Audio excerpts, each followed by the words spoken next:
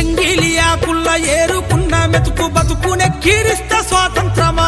మురికి కాల్వల మీద అనాథ బిడ్డలకుడు పూజించేది స్వాతంత్రమా బతుకు తెరువులే కాలి పిల్లల నిడిసి వలసల్లిపోయేది స్వాతంత్రమా బహుళ జాతి డేగ కన్ను బట్ట పల్లె వల్ల పడయింది స్వాతంత్రమా స్వాతంత్రం వచ్చిందంట ఎవరికి స్వాతంత్రం